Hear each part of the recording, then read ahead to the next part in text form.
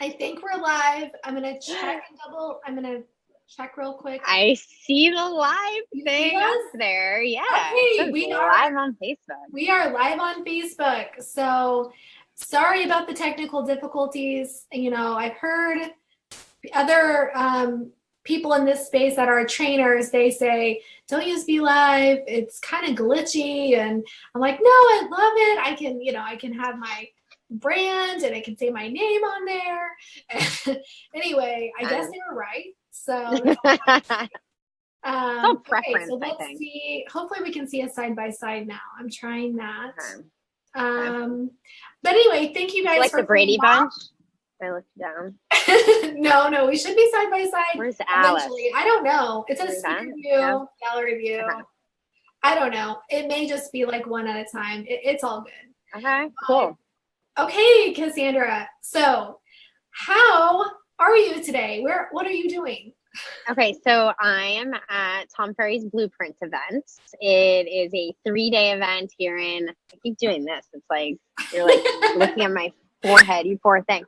It is a 3-day event here in Dallas, and it's mostly about business planning and structures and systems and checklists, all the things that real estate agents typically hate, me Yeah. included. I think everybody hates checklists. Everyone likes having the checklist, but nobody likes creating them.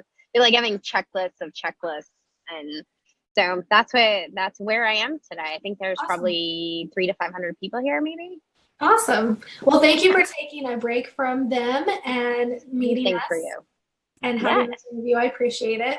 So as I said before, Cassandra was my coach for about a year, or quite a while. And she really helped me, in my business and just, I think everyone needs a coach, really. I mean, you have a coach, right? I have 3 coaches. Wow. Awesome. Are they all for real estate or are they different? No, they are different in different areas of my life. And it's funny you say, I think everyone needs a coach. I think everyone needs a therapist. And I think that's part of what we do as coaches. But I think in every area of your life, I think it's important. If you're starting a new eating plan or fitness regimen, there has to be a trainer, and there has to be a nutritionist. There has to be people that specialize in different things. So I have someone helping me on the branding and the marketing side, which I'm heavily into. And then, of course, on the real estate side, because I think that's key. It's crucial. Yeah, branding, that's awesome. So if you guys don't know, I'm actually, they don't know you. So let's just introduce you. You tell us about you and your business, when you got into real estate, all of that. Okay. I guess let me start at the beginning. I got into real estate very early. I've been in real estate in some capacity for 16 years now. I was in the appraisal world for a really long time. So this is, yes, the people going, oh my God, you started when you were 2. Yes, you're right. You're right. Thank you. But I got right into it. This is all I know how to do. I mean, I probably can't even flip a burger if I tried. But I've committed my life to real estate in some capacity or another. I love the evolution of it. I love the changes of it. I love that I can change it to fit my lifestyle and who I am as a wife and a mom and all of that. So that's on the business side. I just mentioned I'm a wife. I'm a mother. I'm a really great dancer. I mean, what else would you like to know? Well, so you're a broker too, and yes, your own office. You originally were with Remax, right? Yes.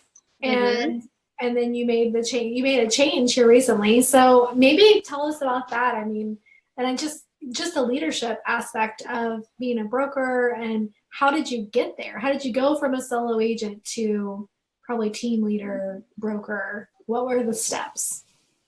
Wow. It's funny you say that because it seems like it's always been this way. And yet I still feel new. I still feel like I'm winging it. I still feel like Bambi learning to walk. So I started a team probably 4 or 5 years ago. And actually my childhood best friend joined me as my assistant. She was with me for 2.5 years, and she really helped me build everything. She helped me build the team. She helped me with the checklist because, like, as we just spoke about, it's not something that's a strength of us artists. It's the operator. It's the person who has that follow through. We have great ideas, but even executing on 50% of them is not good enough. So having somebody in there to really execute, and Suzanne was that person for me. She really, I was able to share my dreams and aspirations with her, and she was the one who got the whole thing off the ground. You know, she was the executor. Yeah, it really is. The team, surrounding yourself with great people is really key, and those great people are really hard to find. But once you have them, you have to love and kiss them and hug them. And you always so from them as ride or die. That's what you said. Yeah, because I think, and there's, you know, I'm always quoting rap songs, but there is this, one of my favorite rap lines is, if you're not ride or die, bring the car keys back. Because we're gonna, and what that means to me is this: we're gonna be through some crap together. It's gonna be bumpy. Entrepreneur is not a fun job title. It is, I mean, I was scrubbing toilets last week. I mean, it's not, you know, and not even my own. So I think it's important to have that person who, anyone in whether you have a team of 3 or you have a team of 30, it's important that they are ride or die, because they will do whatever it takes to get it done.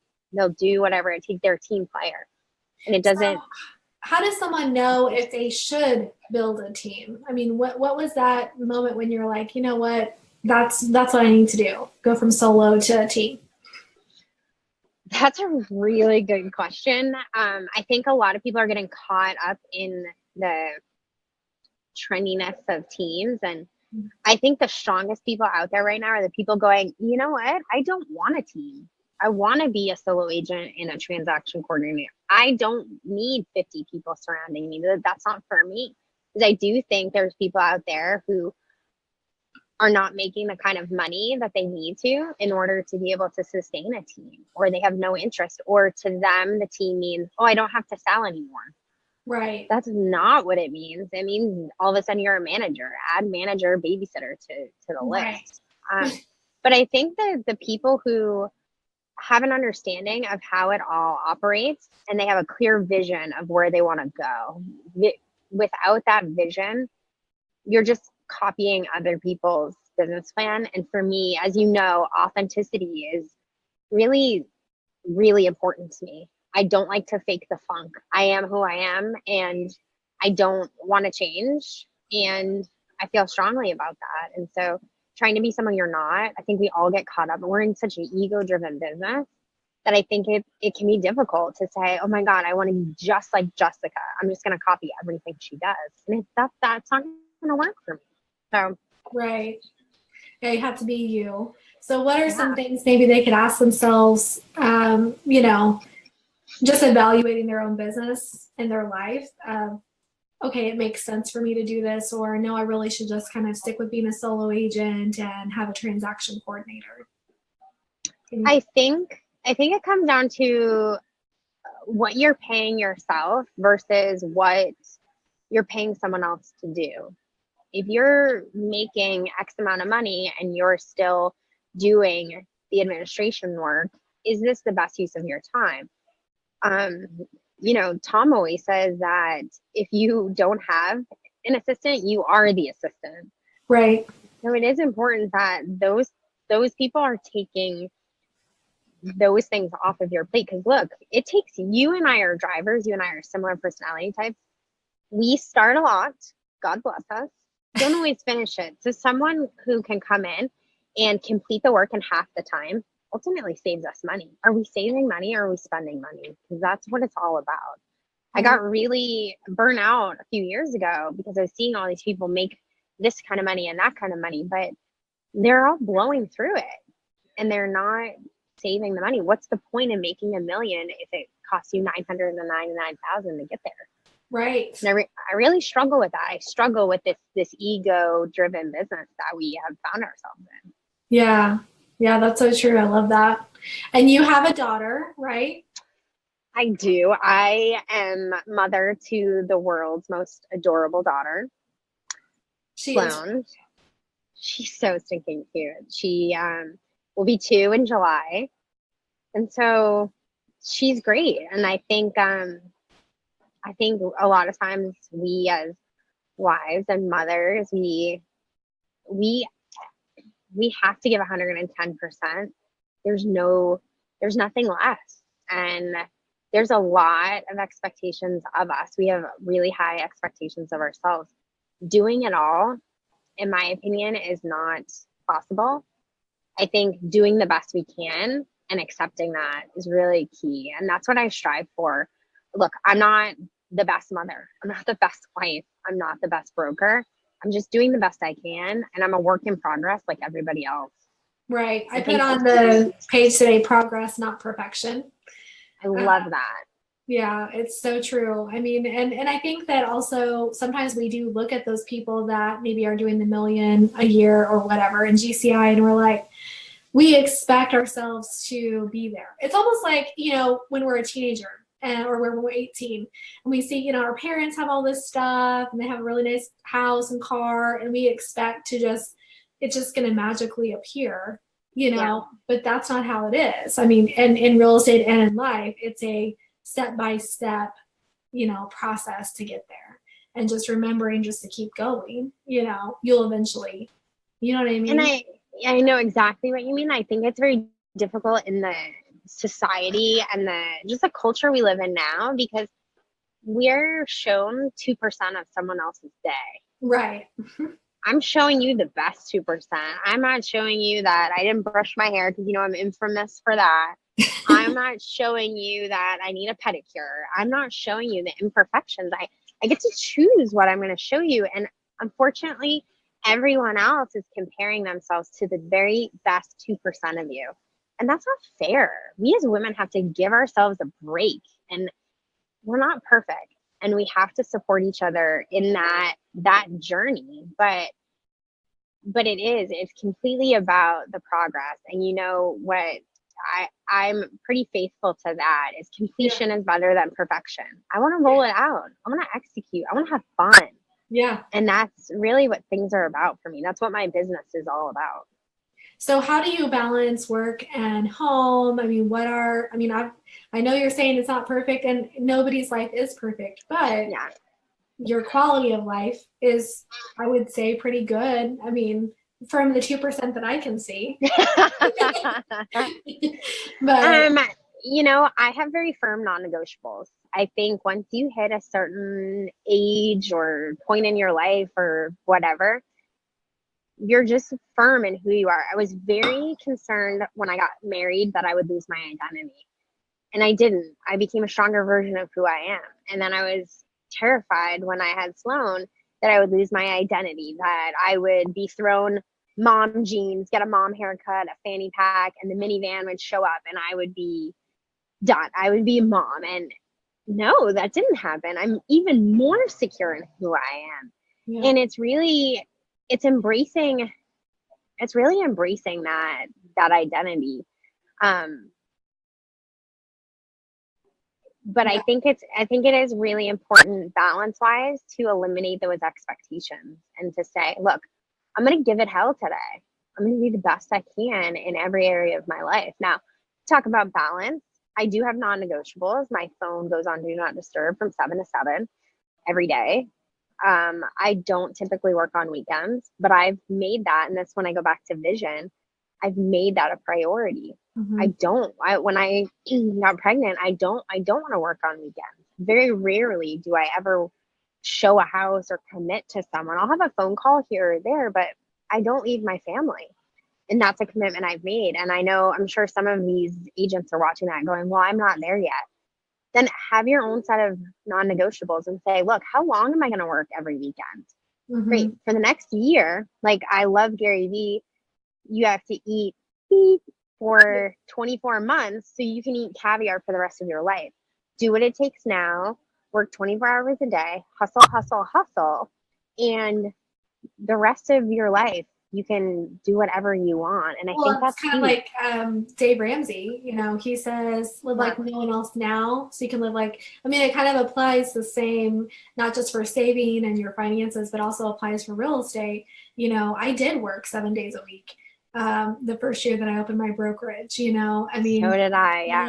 I didn't say no to anything. And it was hard, super hard. And I did neglect, you know, my family. And you know, I don't know, was it worth it? I don't know, but it got me to where I am now. You know, I had to lay the foundation and then was able to hire people and to be more strict and be more select. You know what I mean? Yeah.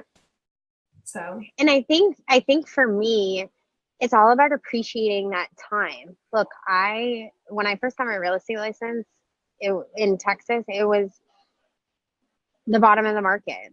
mm, Not a lot of people know this, but when I first got my license, I was laid off from a corporate real estate job, and I made one pot of chili to last me a week.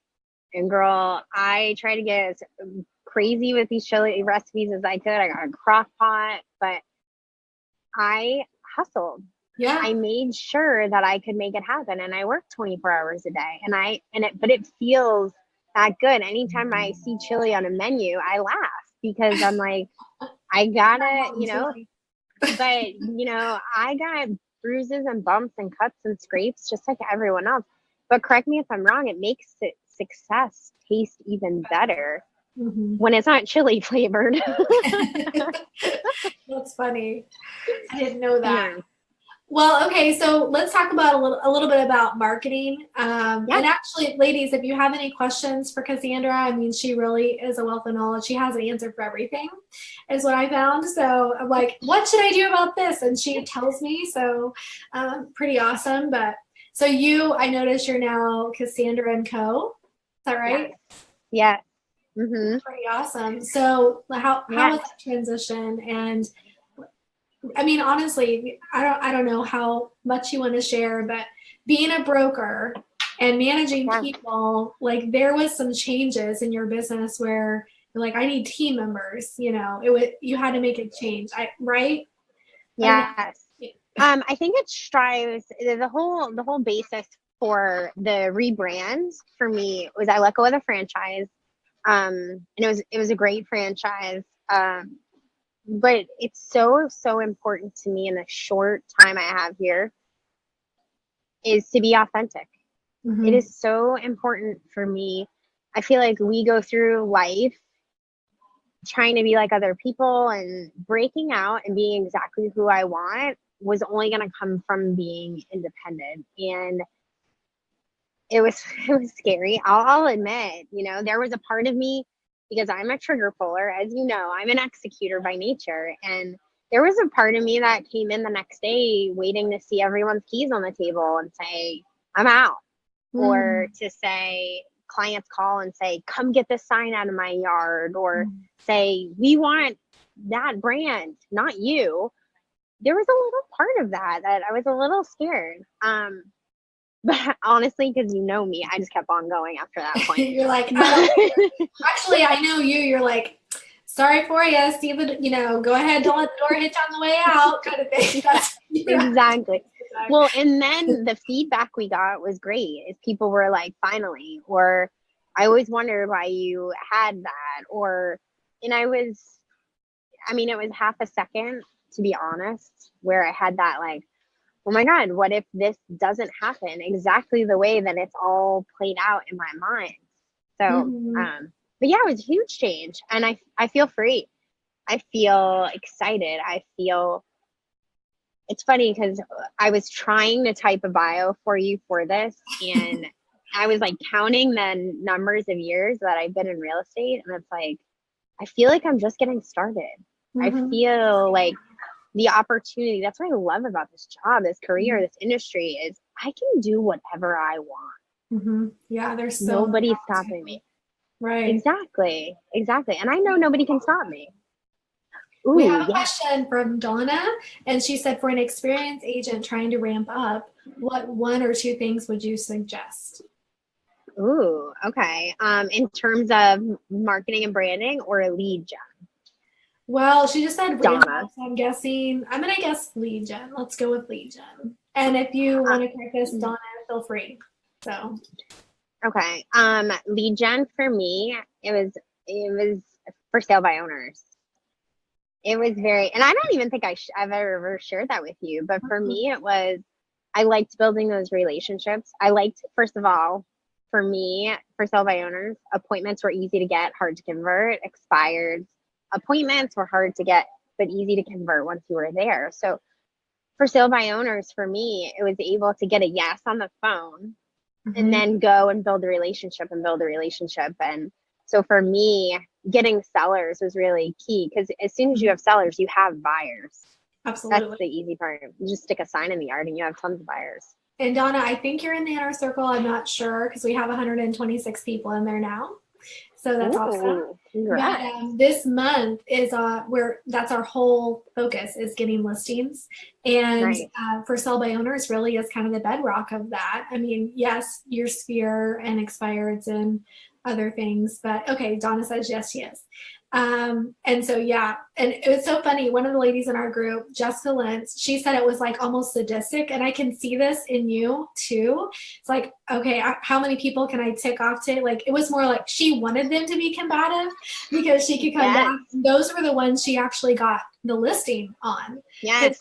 She was real. Mm-hmm. And that is key. And it's coming from a place of value. And it's, 80% of the deals happen between the fifth and the 12th touch. So my philosophy is, until you hit that 13th time or they have filed a restraining order, you have to keep going. You have to come from a place of value, because otherwise you're a Zillow. You're a Right. walking Zillow. You don't just send properties, or you don't just say, hey, how's it going? Anybody can say that. What's your value? Who are you as a salesperson? Who are you as a brand? That's why I love branding so much, because it's very clear who I am. Mm-hmm. And I like that. I like saying, look, I'm not for everybody. And I think that resonates with a lot of people, because a lot of people don't want to be sold to. Right. Right. I love that. So, She said we just started knocking doors on FISBOs. I think she, yes. yeah, yeah, that's awesome. Try some door knocking with expired, Donna. That is, everyone else is hammering the phones, and if you have the cojones to door knock, go for some expireds, because people are blowing them up, and a knock knock knock gets there that much faster. So good for you, Donna. Hell yeah. Yeah, that's awesome. And we're trying the texting approach in the inner circle. So we have kind of a specific script that they're all trying and Right. a system. And so the texting seems to be working pretty well too. And they respond better, like you're actually able to have a conversation. She said, yes, we are going to add that also this week, the expires. Nice. So Good. yeah. Way to Yeah, go, great. sister. I If love it. anyone else has questions for Cassandra, feel free to share. But can you think of any other tips or, I mean, talking about marketing, what are you learning about marketing from your marketing coach? Well, this person is mainly more of an accountability person. Okay. The marketing is really stuff that I'm finding from vloggers outside of real estate. And Mm-hmm. I'm really big into video. I think it's really important. I hired a videographer who is essentially following me around, and it is a little awkward. It is weird to be like, okay, well, now what do we do? And he's So is just it like going to be like the standing there. Cassandra Homer show? Like, are we going to see this on HGTV or? No.